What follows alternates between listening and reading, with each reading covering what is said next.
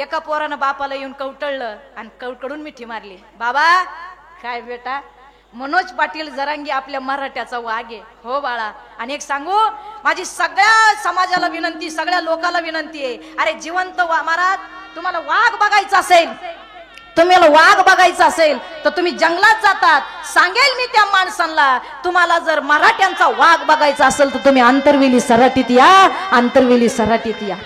ऐका, आम्हाला शेती बाबा, आमच्या आई वडिलांनी खूप स्ट्रगल केलं. एकाने मला लई हिणून बोलतात लोक, कारण आम्ही ओपन आहे, तुम्ही खुला आहे ताई, तुम्ही खुला खुला, तुम्ही ओपन आहे, किती शिका तुमचं काय होणार नाही. महाराज मला 3 बहिणी आणि 1 भाऊ आहे. महाराज खूप हाल आहे, आमची खूप हाल होती. महाराज मला या कीर्तनातून तुम्हाला इमोशनल करायचं नाही अख्ख्या महाराष्ट्राला किंवा कीर्तन ऐकणाऱ्यांना, आणि जे कोणी आरक्षणावर बोलते त्यांना मला इमोशनल करायचं नाही, पण आरक्षण का गरजेचं याची जाण मला तुम्हाला करून द्यायची आहे. माझ्या आयुष्यात सत्य घटना घडलेली मला आतापर्यंत समाजापुढे सांगायला कधी वेळ मिळाला नाही, कारण आरक्षण हा विषय कधी कुणी काढलाच नाही. आता हे आरक्षण माझ्या मनोज पाटील जरांग्यांनी लावून धरलं म्हणून समाजाला कळालं, नाही तर प्रत्येक घराघरात जा मराठी माणसाच्या, महाराज काय त्या पोरांचे हाले. जेवढे काही महाराज आज आंतरवेली सराटीमध्ये एवढी क्रांती झाली महाराज. अरे लोक नावं ठेवतात, हे नावं ठेव ते नावं ठेव, पण मोठे मोठे ठेवतात. पण आंतरवेली सराटीमध्ये मी जेव्हा कायमचं येते, मी इथं कीर्तनाला, महाराज हा माझा बाले किल्ला आहे, नेहमी लहानपणापासून इथं मी कीर्तनाला येते. तर महाराज छत्रपती शिवाजी महाराजांनी 18 पगड जातीला बरोबर घेऊन स्वराज्य स्थापन केलं, कधी जातीभेद केला नाही. मला आंतरवेली सराटीचं कौतुक करावं वाटतंय की प्रत्येक जातीचा माणूस आंतरवेली सराटीत महाराज राहतो, पण आमच्या मनोज पाटलाला कधी विरोध केला नाही. सगळं बरोबर आहे. अरे लाठी चार्ज झाला तोपर्यंत मनोज पाटील जरांगे कोणाला माहित नव्हते ना आंतरवेली सराटी कोणाला माहित नव्हती, पण ज्या वेळेला व्हिडिओ व्हायरल केले ना, अरे ज्या मुलांनी व्हिडिओ काढले आणि ज्यांनी व्हायरल केले, अरे त्याला मानाचा मुजरा आहे महाराज, समाजापर्यंत ते व्हिडिओ गेले महाराज. हो, अरे आमचं शिवाजी महाराजांचं रक्त आहे. अरे परक्याच्या बाईवर हात न टाकणारे आमचे मावळे शिवाजी महाराज यांची शिकवण आहे. हरिपाठ करणाऱ्या बाया, भजन करणाऱ्या बाया, मनोज जरांगांच्या या मंडपामध्ये महाराज उपोषणाला बसलेल्या माय मावल्या त्यांना दिसल्या नाही, आल्या तशा धडा धडा काठ्या मारल्या. अरे हे राज्य कुणाचं आहे, ही माती कुणाची आहे, आणि खुशाल तुम्ही मारता. अरे मारता तर मारलं, ज्या माय मावलीला उठता येत नाही तिला सुद्धा मारलं. एका माईला तर असं मारलं तिचं डोकं फुटलं. मगाची ते विजय भाऊ भेटले महाराज, आयुष्याचं ओळखण झालं त्या माणसाच्या कपाळाला. महाराज जाऊ द्या महाराज, त्यांनी काही करू द्या, पण माझी हात जोडून विनंती, आरक्षण कशासाठी पाहिजे ऐका. महाराज माझी मोठी बहीण, आम्ही तिचा तलाट्याला फॉर्म भरला होता, खूप सुंदर मार्क तिला पडले. पुलतांब्या या ठिकाणी आमचे वडील तिला घेऊन गेले, यादी लागणार होती त्या दिवशी महाराज, इंटरव्ह्यू होता, सगळं झालं महाराज. माझ्या बहिणीला मार्कही पडले, पण महाराज त्या माणसाने सरांनी सांगितलं, बेटा 4 वाजेपर्यंत थांबावं लागेल, अजून यादी जाहीर व्हायची आणि आरक्षणवाली यायचे राहिलेले. महाराज 85-80% पडलेली पोरगी. त्यावेळेला गाडी घोडं नव्हतं महाराज. माझ्या आई वडिलांनी खूप कष्ट केलेले, इतके कष्ट केले, घालायला कपडे सुद्धा नव्हते. ज्या बाईच्या घरी माझी आई कामाला जायची ना, त्या बाईच्या साड्या आणून माझ्या आईनं घातलेल्या आहे, आणि ज्या बाईच्या घरी कामाला गेली ना, त्या बाईचे कपडे आणून आम्ही घातलेले. महाराज एवढं लक्षात ठेवा, त्या मुलांचे कपडे त्या बाया आमच्या आईला द्यायच्या, आणि ते कपडे आमचं एवढं वैभव दिसतं ना तुम्हाला, आमच्या गाड्या दिसते, आमचे कीर्तनाचे पैसे दिसतात, पण याच्या मागचं स्ट्रगल ऐका. मला कीर्तनकार व्हायचं नव्हतं दादा. माझ्या शाळेमध्ये ज्या वेळेला शिक्षक दिनाचा दिवस होता आणि माझ्या सरांनी मला सांगितलं का शीतल, म्हटलं काय सर, बाई शिक्षक दिनाच्या दिवशी शिक्षकेला सरांना आराम देतात आणि मुलांना शिक्षक बनवतात, माहित असेल तुम्हाला. मला खूप आनंद झाला. मला साडी घालता येत नव्हती, मी माझ्या आईची साडी घेऊन मुलींकडे गेले. अगं आमच्या गावात शिक्षक दिन आहे आणि मला सरांनी मराठी शिकवायला लावले, मराठी शिकवायचं म्हणे तुम्ही. मी साडी घातली आणि ते डस्टर घेतलं, ज्या वेळेला मी तो लेक्चर बोर्ड पुसला आणि मुलांना शिकवलं, खिडकीतून सरांनी येऊन माझं महाराज सगळं त्या कसं शिकवते ते ऐकलं. आणि संध्याकाळी ज्यावेळेस शिक्षक समारंभाचा समारोप होता, त्यावेळेला स्टेजवरती मात्र सरांनी मला बोलून बक्षीस दिलं. महाराज का दिलं सांगू शीतल? म्हणलं काय सर, खूप छान शिकवतेस ग. अगं मला तुझ्यामध्ये शिक्षिकेचे गुण दिसतात, बोलण्याची डबक दिसते, शिकवण्याची शब्द रचना दिसते. बाळा खूप शिक आणि शिक्षण घे आणि शिक्षिका होण्याचा प्रयत्न कर, मास्तरीन होण्याचा प्रयत्न कर. महाराज माझी बहीण ज्या वेळेला तळट्याची यादी लागली आणि यादी लागल्यानंतर भाड्याला यायला पैसे नव्हते, जो डबा माझ्या आईनं भाकरी पिठलं करून दिलं. तेही उन्हानं इटलं. 5 वाजेपर्यंत माझा बाप पुलतांब्याला माझ्या बहिणीला घेऊन थांबला. आणि मला ज्या वेळेला यादी लागली 46 आणि 45% 55% आरक्षण असणारे पुरीन पोरांची यादी लागली, माझ्या बहिणीचं नाव नाही लागलं महाराज, माझ्या बहिणीचं नाव नाही लागलं. नंतर आम्ही त्याच बहिणीला MA BEd, माझी बहीण आता नाशिकला आहे सर्व्हिसला महाराज, त्याच बहिणीला आम्ही MA BEd केलं आणि एका शाळेमध्ये कामाला महाराज सर्व्हिसला लावायचं म्हणून तिथं गेलो. विनंती केली त्या साहेबाला, साहेब म्हणे तुमचं काम होईल. मला इतका आनंद वाटला की काय माणूस आहे, काम होईल. मला वाटलं चला आमच्या घराण्यात कोणीतरी मास्तरीन होणारे, आनंद वाटला. पण जेव्हा त्या PN आम्हाला खोलीत नेलं, सांगितलं तुम्हाला 30 लाख रुपये डोनेशन द्यावं लागेल तेव्हा तुमची बहीण सर्व्हिसला लागेल, तेव्हा आरक्षणाची किंमत कळाली महाराज. म्हणलं माझा बाप कष्ट करतो, शेतीत पिकत, कधी पिकत नाही, कधी दुष्काळे, कधी पावसानं शेतीतलं पीक जात. पहिल्याच बहिणीला जर 30 आणि 40 लाख रुपये डोनेशन मागत असेल, काय करायचं ते शिक्षण. आणि या संप्रदायाकडे मी वळले महाराज. माझं शिक्षक व्हायचं स्वप्न अपूर्ण राहिलं. आरक्षण भेटलं ना, अशा कितीतरी मुली आहे, असे कितीतरी मुलं आहे का आरक्षणामुळे त्यांच्या स्वप्नावर पाणी पडलं. एवढं ध्यानात ठेवा. म्हणून आम्हाला आरक्षण पाहिजे महाराज. मानला पाहिजे आपल्या समाजातल्या पोरांना आणि पुरींना. मानाचा मुजरा आहे माझ्या मराठ्याच्या पोरांना आणि मराठ्याच्या बहिणीला. अरे आरक्षण नसताना जर एवढ्या क्रमांकानं पास होतात, आरक्षण भेटल्यावर काय करतील एवढं लक्षात ठेवा महाराज. विचार करण्यासारखी गोष्ट आहे, विचार करण्यासारखी गोष्ट आहे. ऐका, एका पोरानं बापाला येऊन कवटळलं आणि कवटळून मिठी मारली. बाबा काय बेटा, मनोज पाटील जरांगे आपल्या मराठ्याचा वाघ आहे. हो बाळा. आणि एक सांगू, माझी सगळ्या समाजाला विनंती, सगळ्या लोकांना विनंती आहे, अरे जिवंत महाराज तुम्हाला वाघ बघायचा असेल, तुम्हाला वाघ बघायचा असेल तर तुम्ही जंगलात जातात. सांगेल मी त्या माणसांना, तुम्हाला जर मराठ्यांचा वाघ बघायचा असेल तर तुम्ही आंतरवेली सराटीत या, आंतरवेली सराटीत या. ऐका, त्या मुलानं बापाला प्रश्न केला.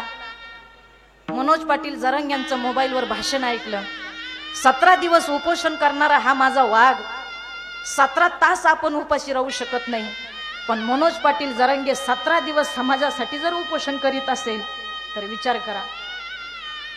त्या मुलानं महाराज घरी आला आणि बापाला कडकडून मिठी मारली. बाबा काय आरक्षण म्हणजे काय असतं बाबा. बापाचे खळखळ खळखळ डोळे भरून आले आणि बापानं सांगितलं, बाळा मी काय करतो. म्हणे पप्पा तुम्ही शेती करता.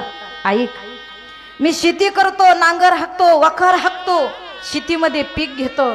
बाळा कधी दुष्काळ येतो, पिकाची महाराज वाढ होत नाही, पिकं येत नाहीत, दुष्काळानं पीक जातं. कधी अतिवृष्टी होते बाळा, पीक जातं. कधी चांगला माल आला तर त्या मालाला मार्केटमध्ये भाव मिळत नाही. मग मी एवढंही कष्ट करून सावकाराकडून कर्ज काढतो, दुष्काळ अतिवृष्टी सहन करतो आणि काबार कष्ट करून तुला लई शिकवतो.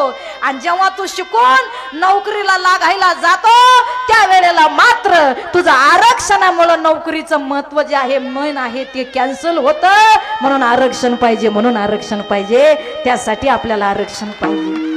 माझ्या हात जोडून सगळ्या समाजाला विनंती आहे, आपल्या या जीवनामध्ये आलात तर महाराज आपल्या मुला बाळांसाठी या मनोज पाटील जरंग यांच्या पाठीमागे उभे राहा. एक सांगू, आज आवाज उठवता येत नसल तरी चालेल, आवाज उठवता येत नसल तर उठू नका, पण आवाज उठवणाऱ्याच्या पाठीमागे तरी खंबीरपणे उभे राहा. एवढं केलं तरी लई झालं.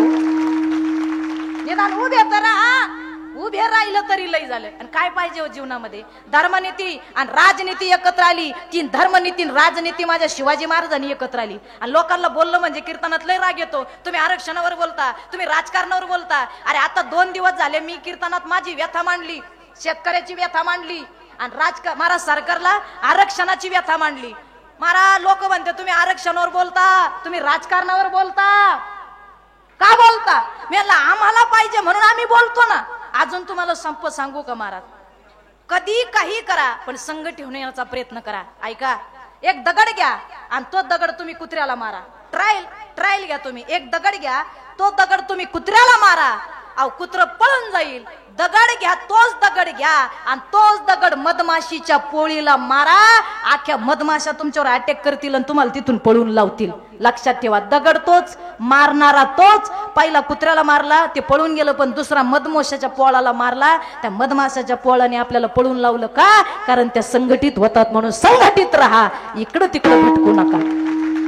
संघटनाला फार गरज आहे आणि धर्मनीती राजनीती एकत्र आली मग भक्ती भक्ती म्हणजे काय? अरे भक्तीलाही धर्मच पाहिजे ना. भक्ती नसेल धर्म नसेल, अरे धर्माच्या रक्षणासाठी तर देवाला आणावं लागतं. मी म्हणत नाही आमचे तुकोबराय म्हणता धर्माचे पालन, धर्माचे पालन, धर्माचे पालन, धर्माचे नाम बीज वाढवावे नाम.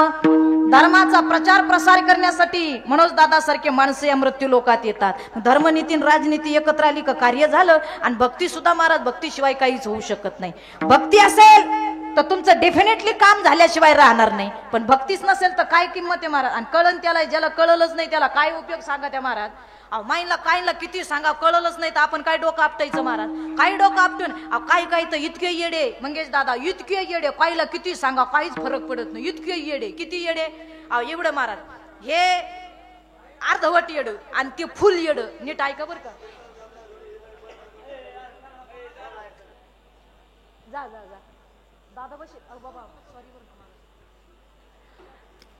दादा अजून कीर्तनाला बसले. मनोज दादांसाठी एकदा जोरदार टाळ्या वाजवा.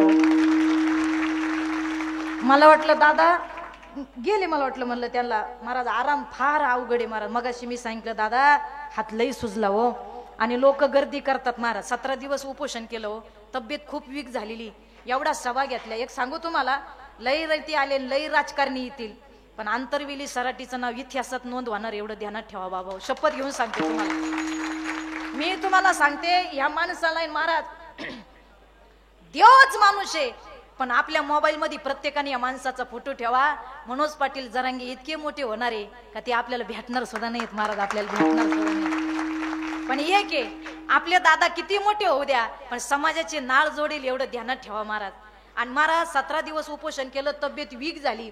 लई राजकारणी येतील, लई महाराज येतील आणि जातील, पण मनोज दादांनी जेवढ्या सभा घेतल्या आणि प्रत्येक गावात जेवढं मनोज दादाला प्रेम मिळालं, याच्यानंतर कोणत्या नेत्याला असं करणं अशक्य आहे महाराज. इम्पॉसिबल, होऊ शकत नाही महाराज, होऊ शकत नाही महाराज. अरे पाटी 3 लाख 3.5 लाख सगळ्यात जास्त सभा गाजली संभाजीनगरची, बीड शिवतीर्थ 3 आणि 4 वाजता, आणि जाफराबादची, बरोबर आहे की नाही गिरीबाबा.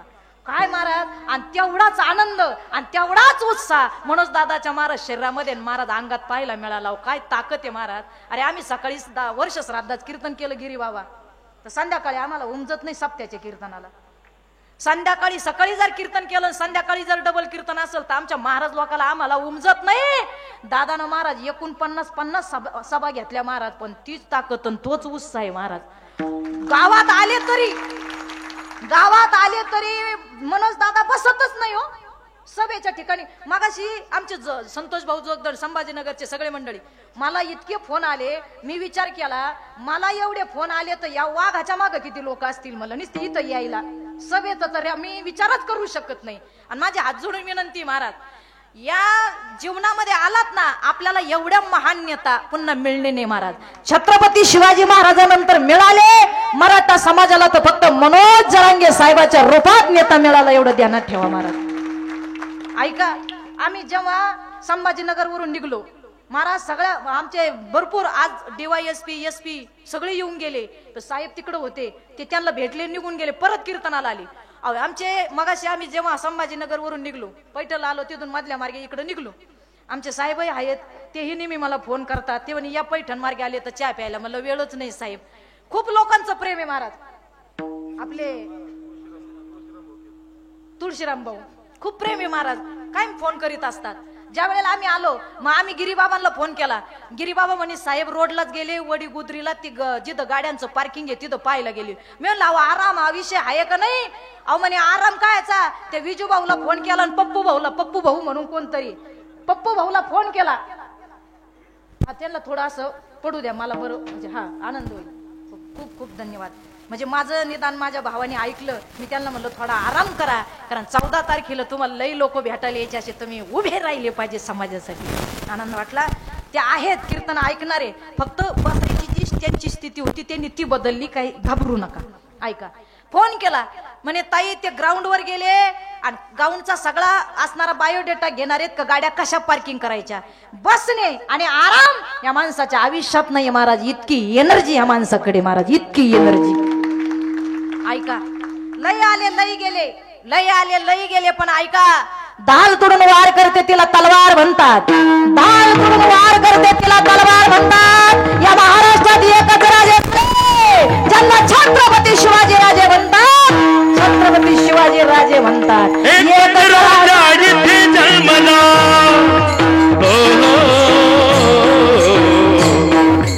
एकच राजा इथे जन्मला, शिवनेरी किल्ल्यावर, शिवनेरी किल्ल्यावर. माझ्या राजाचे नाव गाजत गड किल्ल्याच्या दगडावर, माझ्या राजाचे नाव गाजत गड किल्ल्याच्या दगडावर.